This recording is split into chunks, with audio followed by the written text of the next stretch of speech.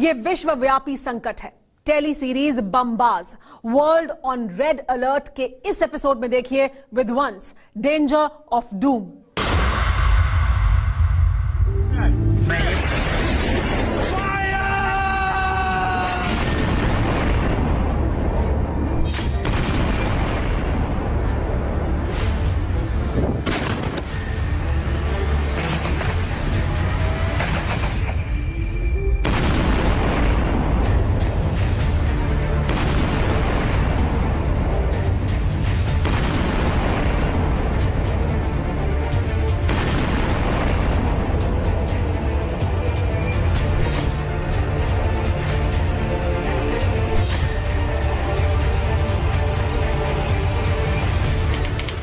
मार्च 2022 Mariupol Ukraine. गिद्ध जैसे मंडराते helicopter,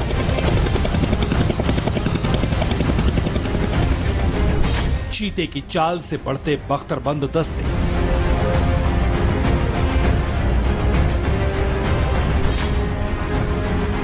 दंदनाती दौड़ती टैंकों की पलटन,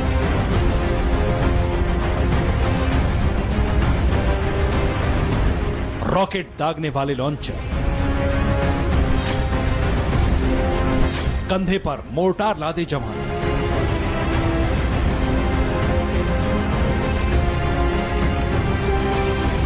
मारियोपोल चारों तरफ से घिर गया था। रूस का फौजी दस्ता बड़े हमले कर फ्रंट को एक झटके में जीत लेने के प्लान बना चुका था। घेरेबंदी के बीच जब बम गोला बरसना शुरू हुआ तो मारियोपोल में बारूदी सुनामी आ गई।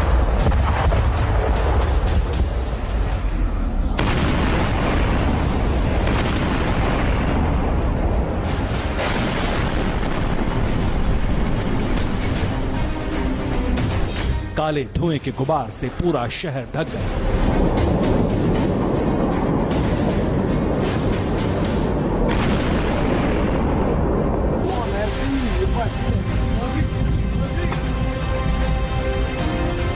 बहुमंजिला इमारतें अग्नि ज्वाला सी दहकने लगी।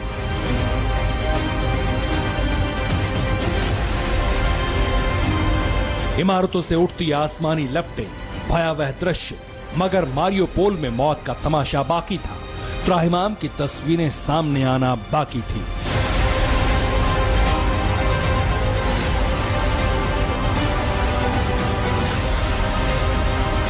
रूस के अंधाधुंध हमले के बीच रूसी फौज ने ऐसी जगह धमाका किया जो एक अस्पताल था, नवजात बच्चों का अस्पताल, जहां गर्भवती महिलाएं भर्ती थीं, जिनकी डिलीवरी की डेडलाइन थी। यानी जहां किलकारियां गूंजनी थी वहां बम फटने लगे।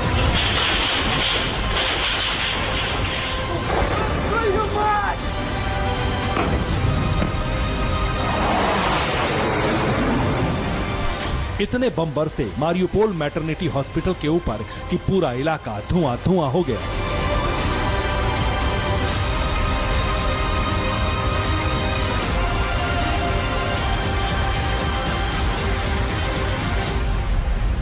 बम धमाके से हॉस्पिटल परिसर की जमीन धंस गई। जलती इमारत के बीच जख्मी महिलाओं को सुरक्षित निकालने में जोखिम कम नहीं था।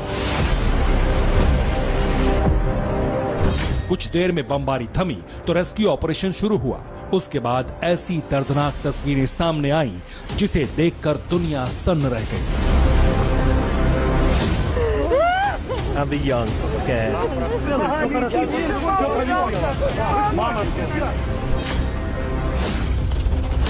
स्ट्रेचर पर खून से सनी गर्भवती महिलाएं थी। अपने बच्चे को सीने से चिपकाकर बिलखती माएं थी। अपनी बेबसी, अपनी लाचारी पर आंसुओं में भीगे इंसान थे। इस चीत्कार ने, इस पीड़ा ने, इस नरसंहार ने पूरी इंसानियत को झकझोर डाला।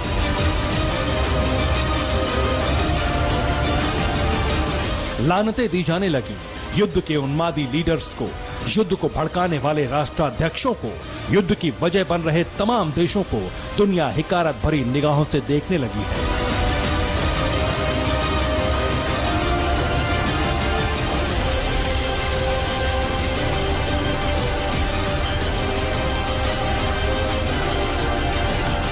मगर बेपनाह नफरत की बयानगी का वक्त आना अभी बाकी है। अभी असल युद्ध बाकी है।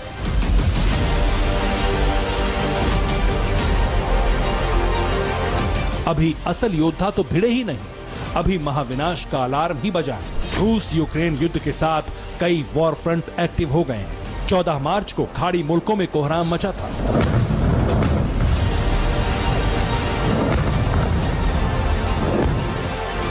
ईरान ने 12 बैलिस्टिक मिसाइलें दागी।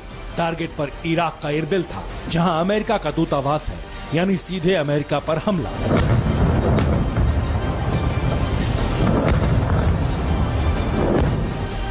लेकिन अमेरिकी दूतावास परिसर धमाके में बाल बाल बचा। मिसाइलें सुपर पावर के ठिकाने के करीब फट गईं। ईरान के मिसाइल अटैक के बाद अमेरिका ने इंतकाम की चेतावनी दी।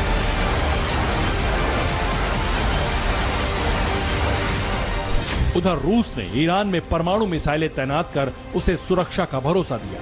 मतलब ये कि यूक्रेन के साथ इस वॉर फ्रंट पर एटम बम फटेगा।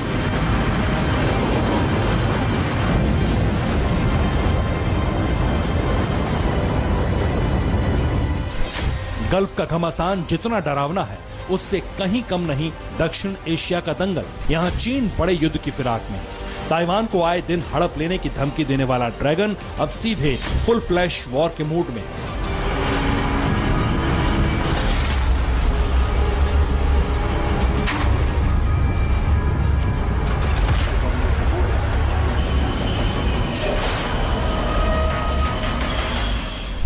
अगर युद्ध शुरू हुआ तो अमेरिका इससे दूर नहीं रह सकता, क्योंकि ताइवान का वजूद ही अमेरिका के बूते पर है। टकराव के इस दौर में कौन किसके साथ है, कौन क्या चाहता है, किसे नफा है, कौन नुकसान में है, इन सभी फ्रंट पर सेनाएं भिड़ी तो क्या होगा, इसकी कल्पना भी कलेजा कंपाती है। लेकिन हकीकत से मुंह फेरना मुनासिब नहीं। मौजूदा बारूदी बिसात को ऐसे समझिए।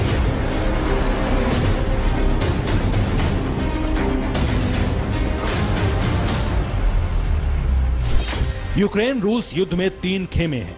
पहले खेमे में रूस है, रूस के साथ चीन है, पाकिस्तान है, ईरान है, सऊदी अरब है, तुर्की है, अजरबैजान है, संयुक्त अरब अमीरात, सीरिया, लेबनान और लीबिया है। दूसरा गुट यूक्रेन का है, जिसे America, Britain, Germany, Italy, Spain, Poland, Romania, Japan, Switzerland, Finland जैसे तमाम देश समर्थन के साथ युद्ध में सीधी मदद भी कर रहे हैं। यूक्रेन रूस वॉर में एक गुट तटस्थ देशों का है, जिन्होंने युद्ध में न किसी का समर्थन किया, न ही वो युद्ध चाहते हैं। इनमें भारत है, ब्राजील है, बांग्लादेश है और श्रीलंका है। कमोबेश सभी वॉर जोन में विरोधियों की तस्वीर यही बन रही है। बस 2 अहम लड़ाके बदल रहे हैं। जैसे खाड़ी में सीधा टकराव अमेरिका बनाम अरब वर्ल्ड है, तो वहीं ताइवान चीन में सीधी लड़ाई है। लेकिन अमेरिकी खेमा ताइवान के साथ और पुतिन की टीम चीन को शह दे रही है। अदावत का आलम यह है कि एक दूसरे को बर्बाद करने की धमकियां सुपर लीडर्स दे रहे हैं। Russian dictator invading a foreign country has cost around the world.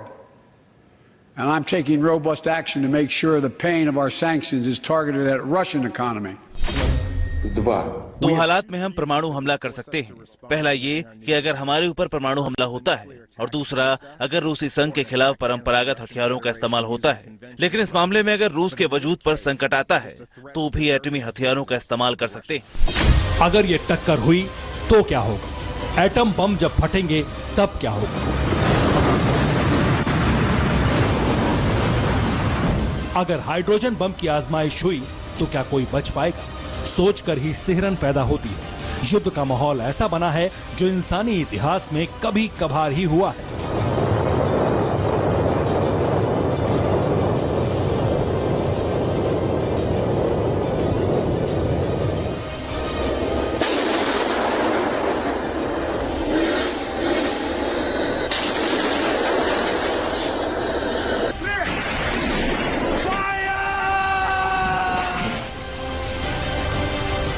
यकीनन यकीनन युद्ध में परमाणु बम आखिरी हथियार होगा। कोई भी लीडर इस विनाशकारी बम का ट्रिगर दबाने से पहले 1000 बार सोचेगा, मगर जिन हथियारों के इस्तेमाल से कोई नहीं हिचकेगा वो है रासायनिक और जैविक हथियार।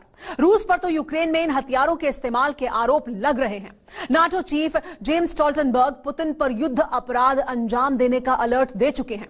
जैविक और रासायनिक हमले के वक्त कैसा विनाश मचेगा, किस देश के पास बायो बम की फैक्ट्रियां हैं, कहां सबसे बड़ी रासायनिक हथियारों की प्रयोगशाला है। टेली सीरीज के इस एपिसोड में देखिए रसायन, मेनेस टू मैनकाइंड।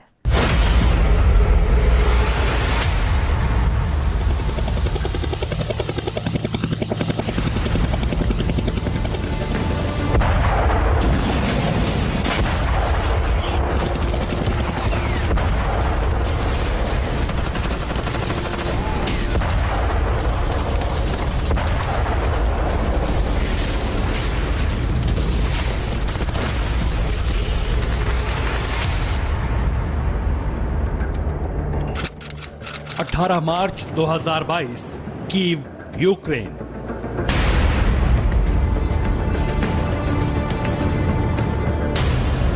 खाक होती जिंदगी, राख होते घरौंदे, मटिया मेट होती बस्ती, मुर्दों से पटी गली, शवों का अंबार।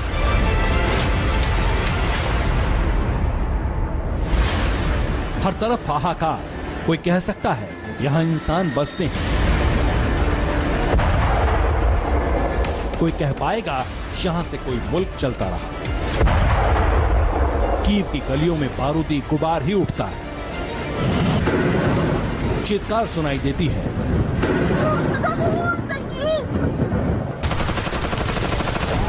बम और मिसाइल विस्फोट से छलनी इस राजधानी की शक्ल बदल चुकी है।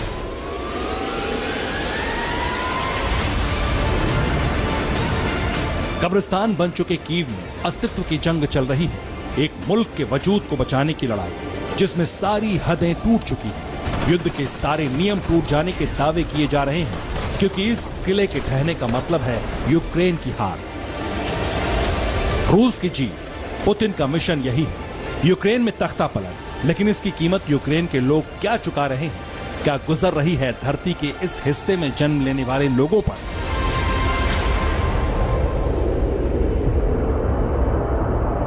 कलेजा पत्थर का चाहिए इसे जानने के लिए। जिन हथियारों के कीव में इस्तेमाल का शक जताया जा रहा है वो नरसंहार मचाते हैं। इसके घातक असर को समझने के लिए इस युद्ध से 4 साल पहले एक हत्या की कोशिश की वारदात को जानना होगा। वो मर्डर प्लान रूस के खुफिया एजेंट का था, नाम सरगेई स्क्रिपल था। 66 साल के रिटायर्ड सैन्य खुफिया अधिकारी सरगेई स्क्रिपल और उनकी 33 वर्षीय बेटी सेलिसबरी सिटी सेंटर में एक बेंच पर बेहोशी की हालत में मिले थे।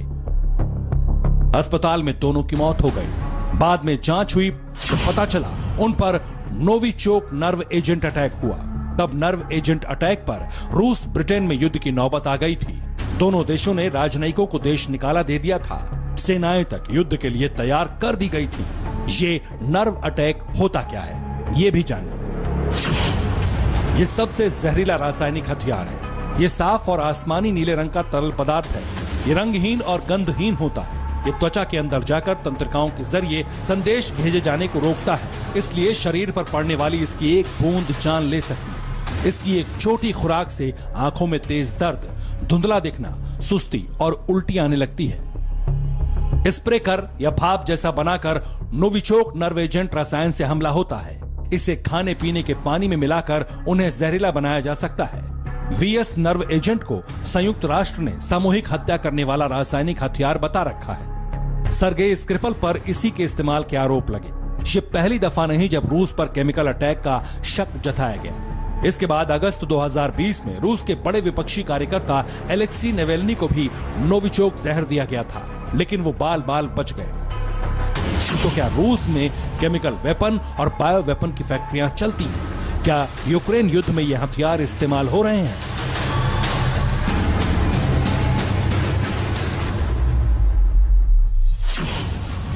रूस दावा करता है कि उसने साल 2017 तक अपने सभी रासायनिक हथियारों को खत्म कर दिया, लेकिन इस दावे पर किसी को यकीन नहीं, क्योंकि जिस यूक्रेन से रूस युद्ध लड़ रहा है वहीं ये जहर की फैक्ट्रियां चलती थी। सोवियत संघ के जमाने में रूसी प्रयोगशालाएं यूक्रेन में ही बनाई गई थी। 1991 में सोवियत विघटन के बाद यहां अमेरिका ने भी अपने बायो और केमिकल वेपन्स लैब बनाई। रूस के रक्षा मंत्रालय की रिपोर्ट बताती है कि अमेरिका ने यूक्रेन में रासायनिक प्रयोगशालाएं बनवाई। दस्तावेजों से पता लगा कि 30 सीक्रेट लैब में हथियार बनाए गए, जिस पर करीब 1531 करोड़ रुपए खर्च आया था। यानी दोनों गुटों ने नरसंहार के हथियार जुटाए हैं। इस्तेमाल कौन कर रहा है ये अब तक साफ नहीं, लेकिन केमिकल और बायो वेपन कितने घातक हैं इसके कुछ नमूने युद्ध में भी दिखे हैं। इराक ईरान युद्ध में जमकर केमिकल अटैक हुआ था। हाल ही में सीरिया के गृह युद्ध में केमिकल अटैक हुआ। इसके आरोप बशर अल असद पर लगे। सबसे ताज्जुब यह है कि इस युद्ध में भी रूस बशर के साथ था। सीरिया में हुए केमिकल हमले के बाद अमेरिका ने युद्ध में दखल दिया था। अगर यूक्रेन में इस हथियार के इस्तेमाल के सबूत मिले तो सुपर पावर का वॉर जोन में आना तय है।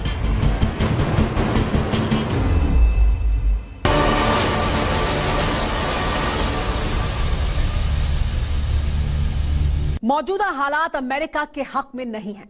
यूक्रेन की बर्बादी सबूत है कि सुपर पावर की एक नहीं चल रही। इसी वजह से प्रेसिडेंट जो बाइडेन धमकियों से काम चला रहे हैं। बाइडेन की बेबसी ने पुतिन के हौसले को उड़ान दे दी है। इसीलिए रूसी सेना यूक्रेन की सरहद लांघकर उन देशों में दबदबा कायम करेगी जो अभी अमेरिकी झंडे को सलामी देते हैं। नाटो में शामिल यूरोप के ये देश पुतिन की आंख की किरकिरी कहे जाते हैं। ऐसे में अमेरिका क्या करेगा? क्या पुतिन जिनपिंग की जोड़ी सुपर पावर को बेदम करके ही रुकेगी? टेली सीरीज के इस एपिसोड में देखिए परजीवी, ट्रैप ऑफ डिपेंडेंसी।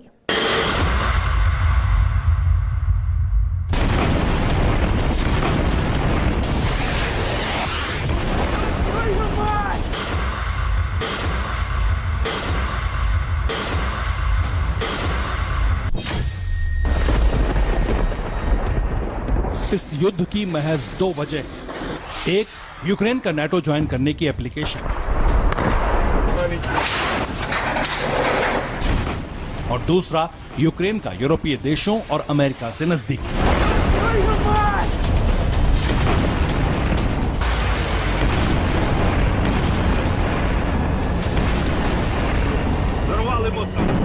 पुतिन इसे रूस के लिए खतरा मानते हैं। ज़ेलेंस्की की दलील अपने वतन की रखवाली है।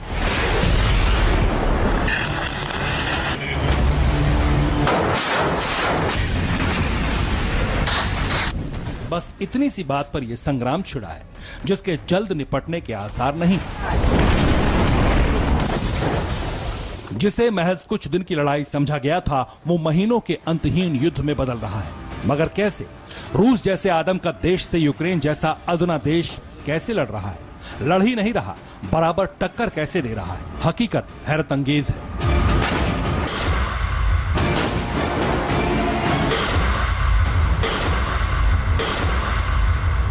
यूक्रेन को अमेरिका वो सब कुछ दे रहा है जिससे वो जंग जारी रखे। यूरोप के कई देश आर्थिक मदद दे रहे हैं जिनसे यूक्रेन हथियार खरीद रहा है। यह हथियार सुपर पावर देता है।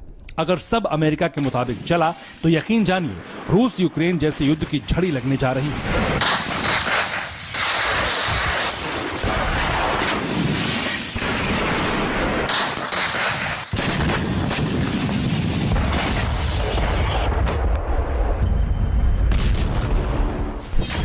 ऐसा क्यों? तो समझिए, अमेरिका नाटो नेशंस के मेंबर के इजाफे में लगा है। रूस के पड़ोसी और यूरोप के कई देश इस संगठन से जुड़ना चाहते हैं। नाटो में शामिल होने के साथ सदस्य देश शर्तों से जुड़ जाते हैं। ये शर्तें हैं, अगर कोई देश अमेरिकी कंपनियों से फाइटर जेट लेता है तो उसे फ्लाइट सिमुलेटर, कलपुर्जे, इलेक्ट्रॉनिक्स और इंजन में सुधार के उपकरण लेने होंगे। इसी तरह से नाटो मेंबर को transport plane, utility helicopter, attack helicopter लेना होता है। इसके अलावा आधुनिक सेना के जरूरी सैन्य संचार उपकरण, कंप्यूटर, रडार, रेडियो और बाकी उपकरण की खरीद करनी पड़ती है।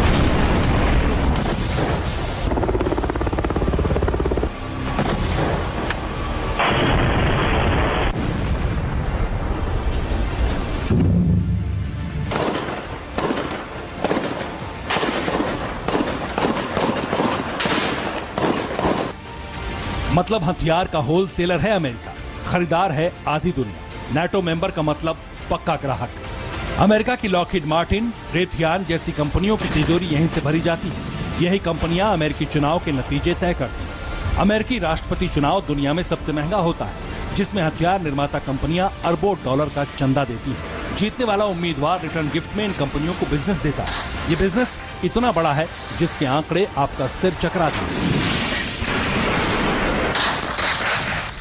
दुनिया भर में हथियारों की खरीद बिक्री करने वाली संस्था सिप्री के मुताबिक हथियारों के बाजार में अमेरिकी कंपनियां सबसे आगे हैं। विश्व की 100 टॉप कंपनियों में अमेरिका का नंबर सबसे ऊपर है। अमेरिका की 41 कंपनियों ने साल 2020 में 285 अरब डॉलर की बिक्री की है। ये वैश्विक स्तर पर कुल हथियार बिक्री का 54% है। इन टॉप 100 कंपनियों ने साल 2020 में 531 अरब डॉलर के हथियार बेचे।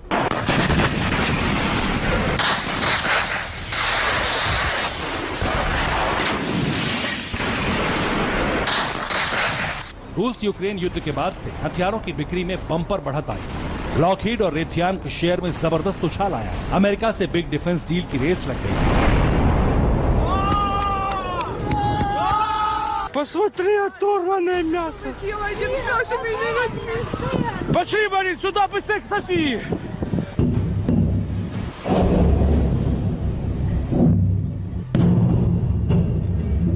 पोलैंड ने करीब 6 अरब डॉलर के टैंक सौदे को अमेरिका के साथ मंजूरी दी है। रोमानिया समेत कई देशों ने अमेरिका से बड़े पैमाने पर हथियार खरीदे। जंग के खतरे के बीच ताइवान ने अमेरिका से 10 करोड़ डॉलर की डील की है।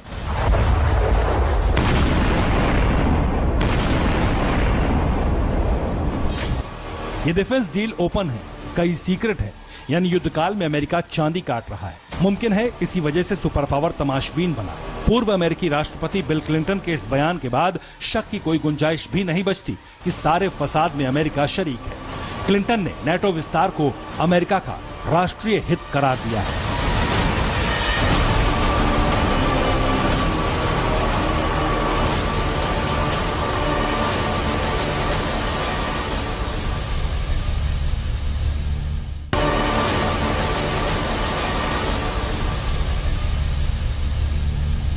पुतिन जिनपिंग में कई समानताएं हैं। इनमें जैसे ये दोनों साम्यवादी चेहरे हैं, दोनों ताउम्र सत्ताधीश होने की हसरत रखते हैं, दोनों की विस्तारवादी सोच भी मेल खाती है।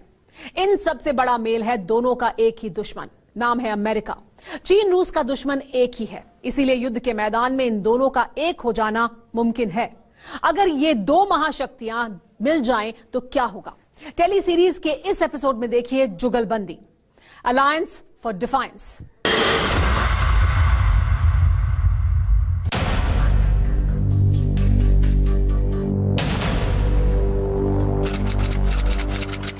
सोलह मार्च 2022, वॉशिंगटन डीसी, अमेरिका।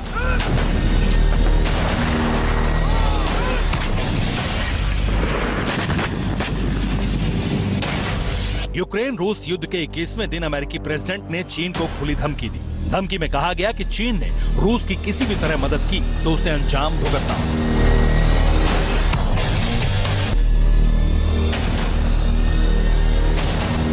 अमेरिका रूस की मदद करने वाले किसी भी देश को नहीं बख्शेगा। सुपर पावर की इस वार्निंग से एक विध्वंसक जोड़ी बनने के आसार बन गए हैं। चीन और रूस की शक्ति और सामर्थ्य मिल जाए तो दुनिया में महाशक्ति की नई धुरी तैयार होगी। ये मुमकिन भी है क्योंकि रूस को सहारा चाहिए। इसकी कई वजह है। यूक्रेन के मसले पर नाटो मुल्क अमेरिका के पीछे खड़े हैं। पेंटागन से ऑर्डर मिलते ही नाटो मुल्क जंग के मैदान में उतरेंगे। ऐसे हालात में रूस ज्यादा देर जंग में नहीं ठहर सकता। चीन रूस का दुश्मन एक है। अमेरिका रूस पर आर्थिक प्रतिबंध लगा चुका है। ऐसे में अमेरिका के खिलाफ अगर चीन रूस की जुगलबंदी हुई तो क्या असर होगा? दुनिया में सबसे बड़ी अर्थव्यवस्था में चीन दूसरे नंबर पर है, जबकि रूस का नंबर 11वां है। यूक्रेन रूस जंग के बीच सिंगापुर से बड़ी रिसर्च हुई। रिपोर्ट बताती है कि जंग की वजह से कारोबार में चीन और अमेरिका को 42 लाख करोड़ का नुकसान हुआ, जिसमें चीन का नुकसान ज्यादा है। हालांकि चीन का निर्यात 64,870 करोड़ डॉलर पहुंच चुका है।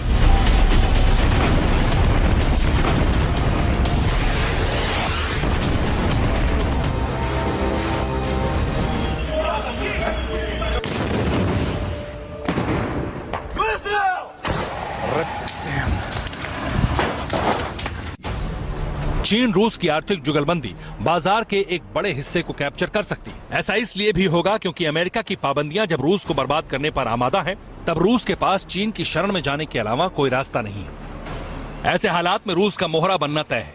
चीन की हसरत दुनिया पर राज करने की है। इस ख्वाब को पूरा करने के लिए ड्रैगन को मोहरे की सख्त जरूरत है। सबसे बड़ी बात यह है कि चीन को बैठे बिठाए अपने सबसे बड़े दुश्मन अमेरिका की ताकत और काबिलियत आजमाने का एक मुफ्त में मौका मिला है। ऐसे हालात में अगर चीन रूस जंग के मैदान में एक हो गए तो क्या होगा? कितनी तबाही दोनों मुल्क मचा सकते हैं? दोनों देशों के आगे कौन कितनी देर टिकेगा, इसका ट्रेलर और विध्वंसक है। 2022 का अमेरिका का रक्षा बजट करीब 768.2 अरब डॉलर है, तो रूस का कुल रक्षा बजट 61.7 अरब यूएस डॉलर का है। वहीं चीन का रक्षा बजट महज 230 अरब डॉलर का है।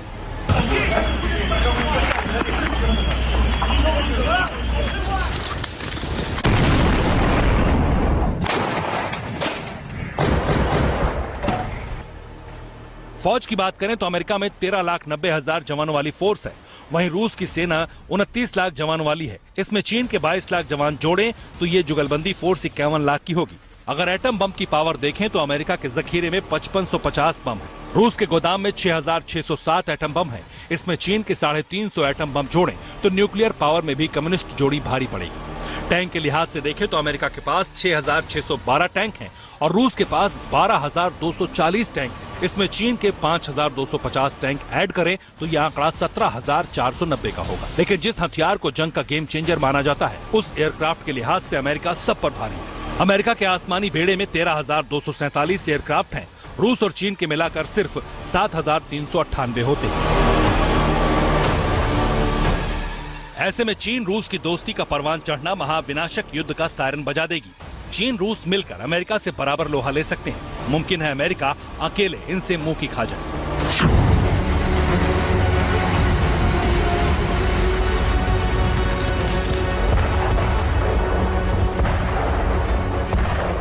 क्योंकि आधुनिक दौर के युद्ध के नतीजे एटम बम से तय होंगे, इस लिहाज से रूस और चीन अमेरिका पर भारी पड़ेंगे।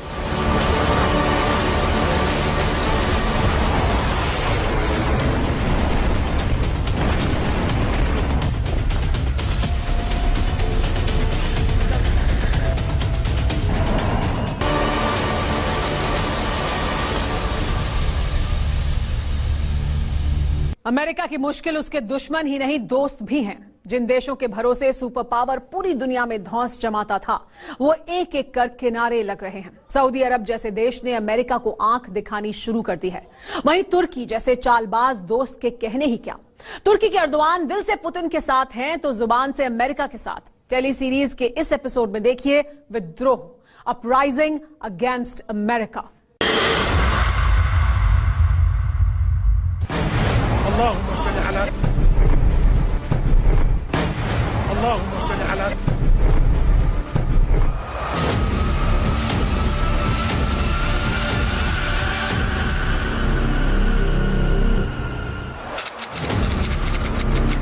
तेरह मार्च 2022 इरबिल, इराक।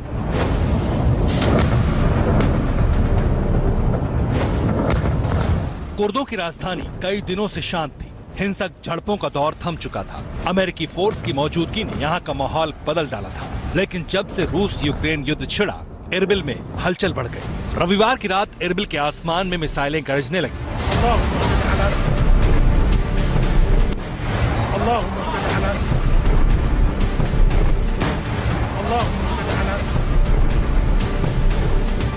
एक के बाद एक 12 मिसाइलें फटी। इरबिल धुआं धुआं हो गया। ये मिसाइलें दागी थी ईरान।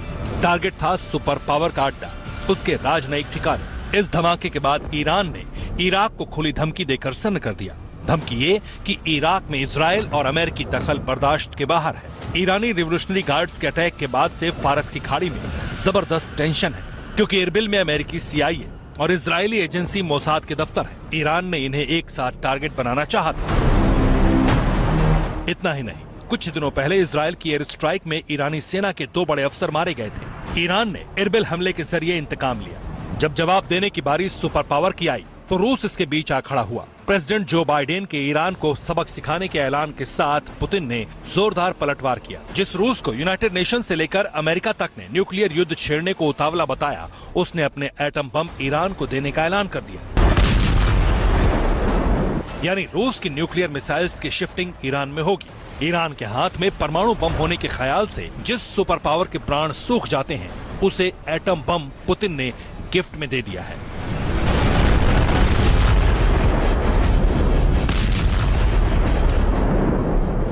रूस के दावे के तहत ईरान अब रूस की न्यूक्लियर शील्ड में शामिल है और रूस जल्द ईरान में न्यूक्लियर मिसाइल तैनात करेगा। रूसी न्यूक्लियर मिसाइल्स ईरानी सीमा पर एक्टिव होंगी। रूस ने यह फैसला खाड़ी देशों के खतरे के मद्देनजर लिया है।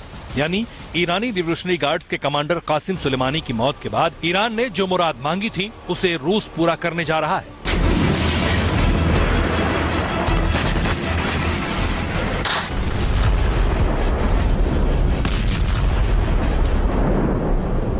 ईरान किसी भी कीमत पर न्यूक्लियर वेपन और मिसाइल चाहता था, जिसे अमेरिका हासिल नहीं करने दे रहा था। लेकिन अब रूस ने ईरान की मुंहमांगी मुराद पूरी करने की तैयारी कर ली है, जो अमेरिका समेत पूरी दुनिया के लिए सबसे बड़ा खतरा है।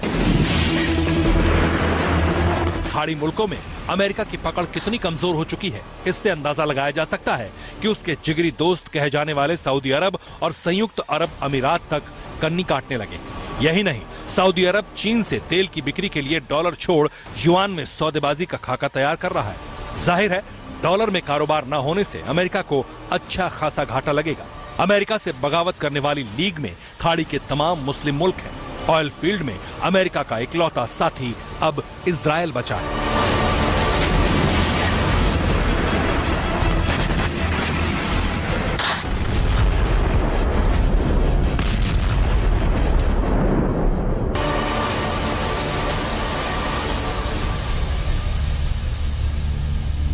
युद्ध विध्वंस का नाम है, तबाही ही लाता है, मगर युद्ध में भी कुछ मुनाफे में रहते हैं। किसी देश की बर्बादी के बीच अपने हिसाब से फायदा कमाने वालों की कमी नहीं। ऐसा ही मक्कार मुल्क है चीन, ऐसा ही खुदगर्ज है पाकिस्तान। ये दोनों लालची देश युद्ध काल में जमकर मुनाफाखोरी की तिगड़म भिड़ा रहे हैं। तो कुछ ऐसे देश भी हैं जिन्हें अपना स्टैंड बदलने में नफा नजर आ रहा है। टेली सीरीज के इस एपिसोड में देखिए समीकरण, tremors of terrible war.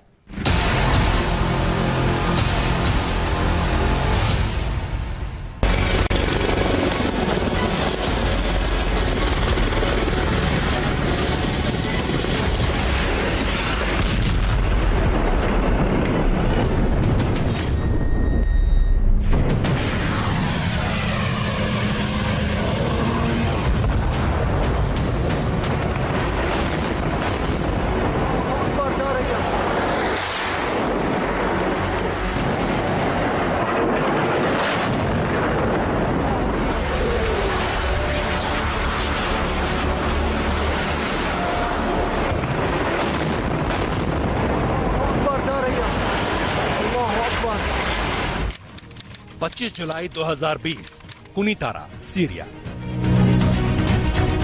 Israel के हेलीकॉप्टर्स ने बम बरसाकर ईरानी लड़ाकों के सैन्य अड्डे नेस्तनाबूद कर दिए।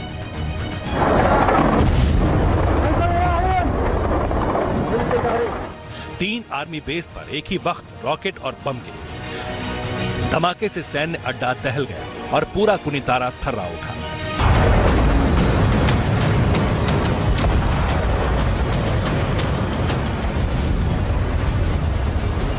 हमले में 2 बेगुनाहों की जान गई। इसके साथ सीरिया के गृह युद्ध में बेगुनाहों की मौत का आंकड़ा 4 लाख के पार पहुंच गया। एक गोलीकांड से शुरू हुआ था यह खूनी संग्राम।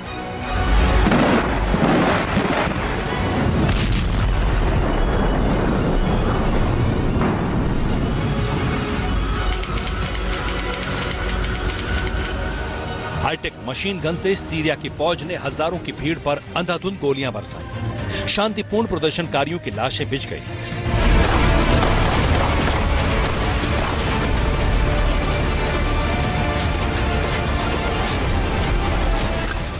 ये वो आंदोलनकारी थे जिन्हें राष्ट्रपति बशर अल असद की तानाशाही बर्दाश्त नहीं थी। इस गोलीकांड से सीरिया में गृहयुद्ध छिड़ गया।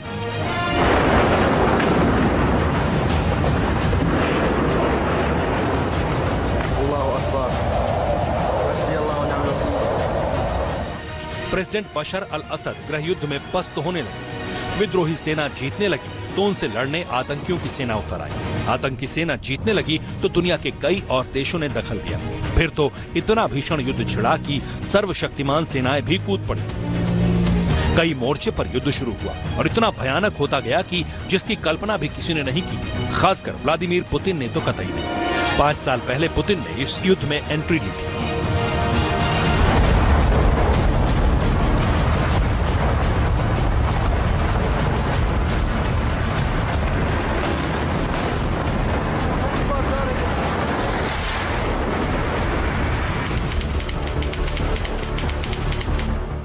सितंबर 2015 रशियन एयरफोर्स ने सीरिया में पहली स्ट्राइक की। निशाने पर सीरिया का होम्स शहर था।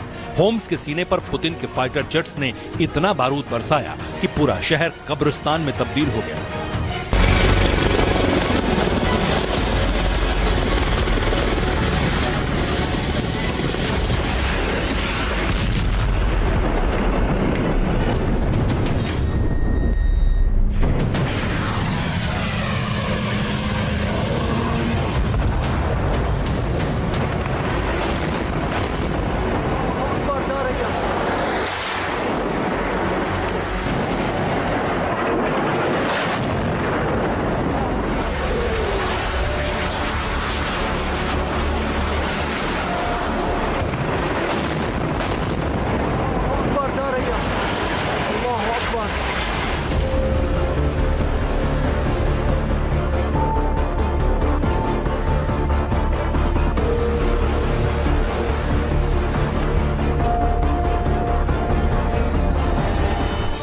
होम्स के बाद अलेप्पो शहर, फिर इदलिब शहर। 1 साल के अरसे में रूस ने सीरिया में तहलका मचाकर खुद को युद्ध से अलग कर लिया। बशर अल असद पुतिन की मदद से बाजी जीतने के करीब थे, लेकिन तभी सुपर पावर अमेरिका की एंट्री हुई और खेल बदल गया। बगदादी के बहाने अमेरिकी फौज ने सीरिया में एंट्री की, जिसके साथ नाटो देशों की सेनाएं थी। सुपर पावर के टारगेट पर बशर अल असद थे। बशर को बचाने की खातिर पुतिन ने दोबारा सीरिया में एंट्री की। पुतिन के इस दांव से सुपर पावर बैकफुट पर आ गया। ऐसा इतिहास में पहली बार हुआ जब अमेरिका ने रूस के आगे घुटने टेके। रूसी सेना के साथ मिलकर अमेरिकी फौज ने आईएसआईएस आतंकियों का खात्मा शुरू किया।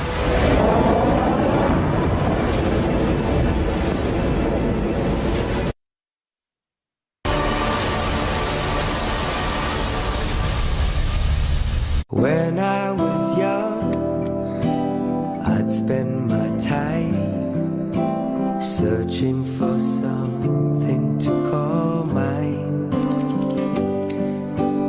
Now that I'm grown, will I finally know?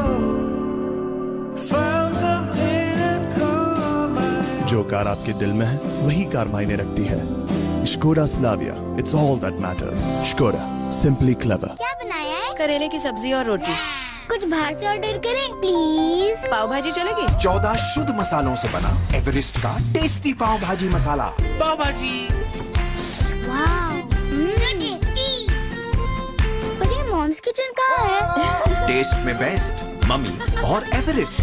खाए जा रहे हैं सब, ज्यादा खा लिया है, बचता रहे हैं। अव्वल तो कंट्रोल में खाइए और खा लिया है तो पछताइए मत। Digester herbal sugar free digestive tonic लीजिए। गैस, एसिडिटी, अपच सब हवा हो जाए, पाचन शक्ति बढ़ाए, हाजमा मस्त हो जाए।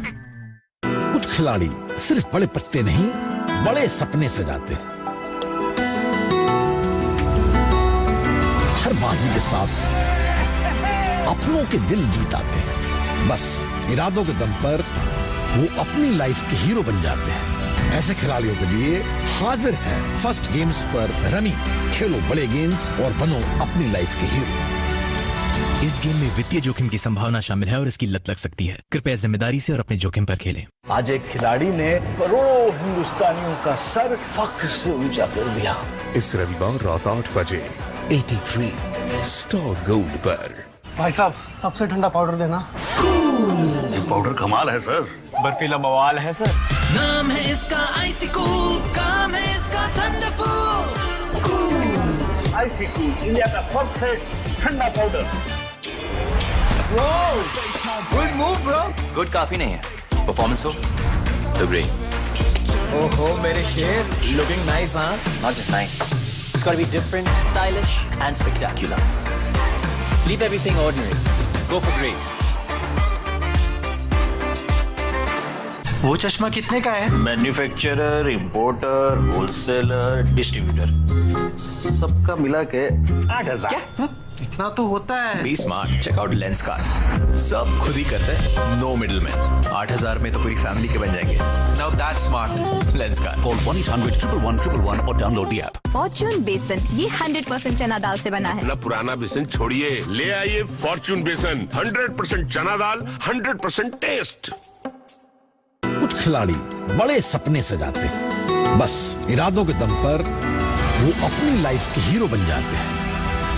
ऐसे खिलाड़ियों के लिए हाजिर है फर्स्ट गेम्स पर रमी। खेलो बड़े गेम्स और बनो अपनी लाइफ के हीरो। इस गेम में वित्तीय जोखिम की संभावना शामिल है और इसकी लत लग सकती है। कृपया जिम्मेदारी से और अपने जोखिम पर खेलें। एक भी फिंगरप्रिंट नहीं। कोई यहाँ कुछ छुएगा नहीं। यहाँ से घुसा और दाई, कुछ भी नहीं है। लाइट ऑफ कर। Anti fingerprint laminates by Green Land, हर गुस्ताखी साफ। जीनियस। Hey, morning.